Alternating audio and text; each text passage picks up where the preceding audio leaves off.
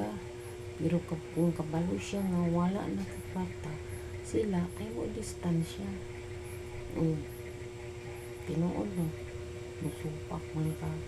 Maila lang na kay di na mo message nimo, di na mga musta.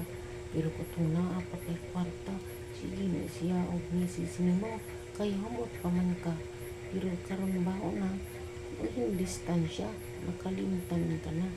Dili man tanan, pero bunag Japon maigo ana. Nga maigo at tinuod yun. Kung doon kay daghang sapi, humot ka sa perfume. Pero kung wala, baho pa ka sa tae. Unay tinuod mga kainday. Kung di ka matuo, narani mo, pero kung ma-experience, di ka nimo, makaingon siya nga tinuod yun, tugihon ni Inday ba? Tinuod yun. Mauli na yung tinuod. Dubato ninyo kung mag-experience mo ano. May unta o katulong amiga nga sa uli mo.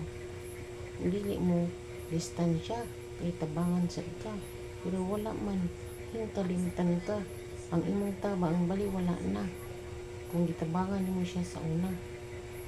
Sige lang, may wither pa man ang panahon. Wata ka balo sa plano sa Ginoo. Di na tangan di man dato no. Pero pilig na po na plano siya.